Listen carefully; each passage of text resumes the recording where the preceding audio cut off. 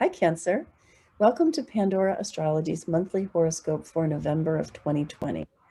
This month's themes are a real mixed bag, and if you wanted a reading about it, probably your best choice would be a Natal and Transit reading where you can get a variety of questions answered.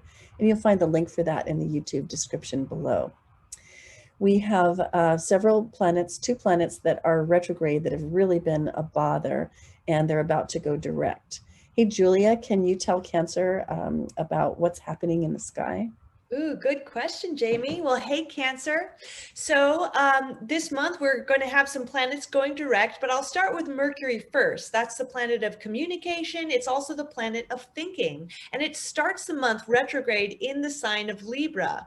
Now, when Mercury goes retrograde, it's usually a time where a lot of miscommunications can crop up in our lives, as whereas we usually have to sort of review or sort of redo some strategy we have. So this is all corresponding in your fourth house. That's the house of family. That's the house of home. So you might have been coming out of a few frustrating weeks where you maybe haven't been communicating very well with your family members or the people you live with. Maybe the two of you are walking away from the same conversation with different ideas of what you just said. Or Yeah. you might also be spending some time rethinking or reviewing your housing situation and your home life and how you can make it as satisfying as possible. Then Mercury goes direct on November 3rd. And then on November 10th, Mercury is actually going to enter Scorpio, which is your fifth house. This is the house of fun and games. It's also the house of children. So Mercury is kind of it's a planet that's actually kind of associated with a sort of game-like energy to it as well. So you could be spending a lot of time sort of thinking and strategizing about any of the games that you like to play with in your life, or how you can have more fun and amusements, because that's what the fifth house is all about. Now, Mars, the planet of action and drive, starts the month retrograde in the sign of Aries, but it finally goes direct on November 14th. And all of this is corresponding in your 10th house. The 10th house is the house of career, and it's also the house of authority figures. So for the last couple of months, you may have been running into flare-ups and frustrations at your job. And maybe if you are looking for a job, you could be feeling a lot of frustrations in your search. And since the 10th house is authority figures, anyone who's an authority figure to you, whether it's your parents, whether it's a teacher, whether it's a boss, you may have had some really kind of feisty, kind of conflict-prone times with them recently. But the good news is that forward progress is finally being made. So hallelujah. Now, Venus, the planet of art and beauty, begins the month in the sign of Libra, which again is your fourth house. So Venus is also adding some harmony. Even if you've had miscommunications with the people you live with or family, your guys are generally getting along pretty well. And Venus also likes to add beauty wherever she goes. So this could be a time where you're really trying to find a way to make your home as pleasant and beautiful as possible, maybe repainting a room or getting some artwork to hang on your walls. Then Venus enters Scorpio on November 21st, which is your fifth house. Venus loves to be in this house. If you've got a partner, then you can enjoy an extra fun kind of few weeks with them while Venus transits here. And it's also a really great transit if you are single and you're out there looking for someone to meet. So true. I wanted to mention that Mars goes direct on November 14. So right Mm. around there, that week, I think we can all really begin to breathe a sigh of relief from that awful Mars retrograde. So here we are, it's November 21st, and Julia, you just said Venus moves into the fifth house, which it does.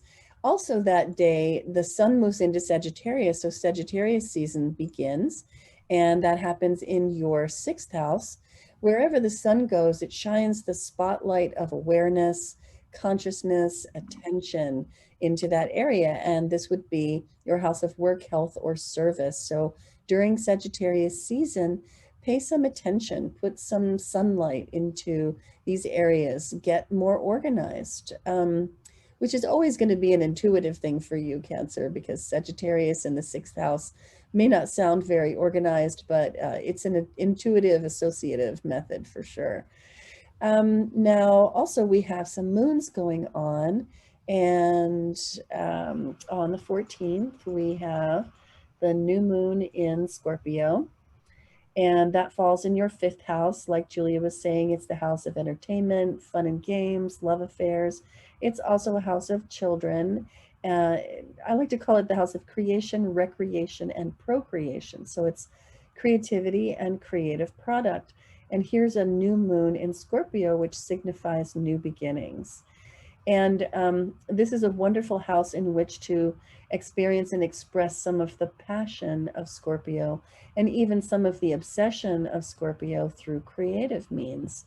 We're calling this moon Consider Your Shared Estate, which would seem to bring in some very different kinds of themes. And we call it that because Juno is involved, and that has to do with partnership, committed partnership, because it's in Scorpio, and that has to do with joint finances. And then also it involves this pile of Capricorn planets, so there are some themes of taking responsibility woven in there as well. So right around the time of that full moon, you may find that the fun takes a back seat for a while as you get into asking yourself some deeper, perhaps heavier questions about relationship, partnership, what things are shared, and what will happen to them when you pass. Then at the end of the month, on November 30th, we have a new moon in Gemini, and that falls in your 12th house of the hidden, house of dreams, house of imaginings, house of spirit, and it falls opposite to the sun in Sagittarius in your 6th house. We're calling this moon Make the Mind, Body, Heart Connection because of its themes of integrating the physical and the mental and the emotional. The moon is very emotional itself. It's in Gemini, a very cerebral air sign. That's the mind part. And then Ceres has to do with the body and grounding it in the physical. A full moon often brings up themes of partnership and relationship. And this particular one brings themes of spiritual service being balanced by tangible world service, like being useful in the physical world as well as compassionate and kind in the metaphysical world. In longer term news, Saturn and Jupiter, which are presently right here in Capricorn, are going to be moving up into your 8th house into the sign of Aquarius. Now that's not coming until next month, but we thought that you might want to start getting ready because the tone of the whole world is going to lighten, and it's going to already start to be, I think, a lot nicer. And we'll tell you about that next month when that comes around. If you enjoy our horoscopes, please do like, share, and subscribe. We'd love to see you around our little corner of the universe. You can always find our horoscopes on our YouTube channel, Pandora Astrology, where you will also find the news of the month aggregated into lists. And then you can find us on our website, pandoraastrology.com. And until next month, we'll see you around the cosmos. Bye. Bye-bye.